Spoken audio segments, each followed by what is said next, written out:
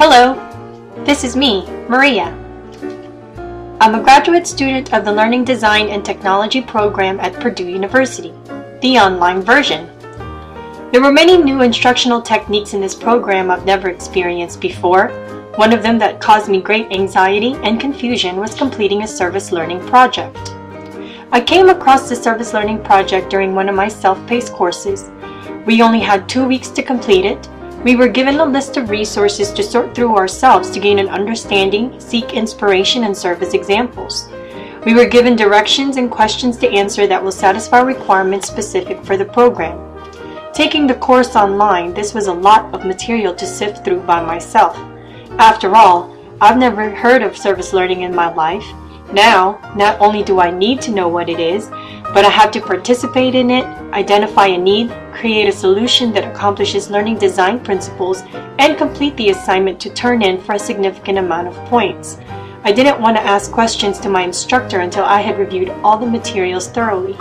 After I reviewed the resources, my brain was just swimming with information.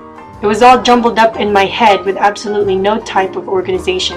I thought to myself, how do I start making sense of this whole thing? First thing I asked myself was, what exactly is service learning? To this I answered that it's a volunteer opportunity that integrates an organization's need with school competencies that will benefit the community. Once I had a good grasp on this, it gave me parameters in which to work with.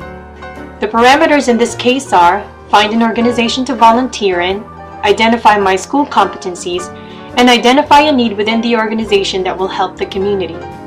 However, this was easier said than done. Identifying school competencies was easy because it was provided for us. The hard part was the rest. The examples we were given had all these popular, huge organizations that students volunteered in. Initially, I thought that I needed to volunteer in something similar in my area, but I realized that getting involved in something new would require more time that I didn't have. So I thought, why don't I do something that's already going on in my life? So I listed the organizations that I'm familiar with and have established connections. My children's Catholic school, the hospital where I work, or the local museum where I've been volunteering. That's it, the museum. What can I do for the museum? This was another major hurdle in the assignment for me, was figuring out what to do, what need is there. I started reflecting on my own experience as a volunteer and remembered that those of us who didn't have any teaching experience were a little hesitant and anxious about holding our very own tours. Why? Because we don't know the first thing about teaching. We don't know how to engage learners. We don't have experience in handling inattention or other behavior problems, and all the while having to adapt teaching techniques appropriate to the museum.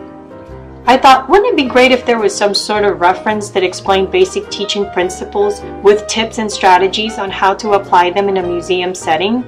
Then volunteers will be ready and confident to start giving tours quicker, imparting their own passions and knowledge to museum guests.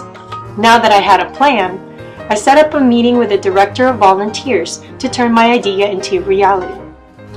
I pitched my proposal and she thought that it would be a great resource for volunteers. We could post it on the official volunteer website where it can be accessed at any time. With buy-in and support, what's left was to actually start creating the job aid. I did the next logical step.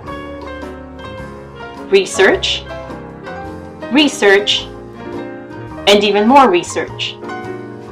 I had to make decisions about how the job aid would be formatted, what content would be included, and what images to include and where to place them. To help me make these decisions, I thought about the characteristics of my target audience, and pretty soon, the Docent's Survival Guide to Teaching was born. My job aid was in its last revision, edited by the web administrators before being posted on the website when the assignment was due.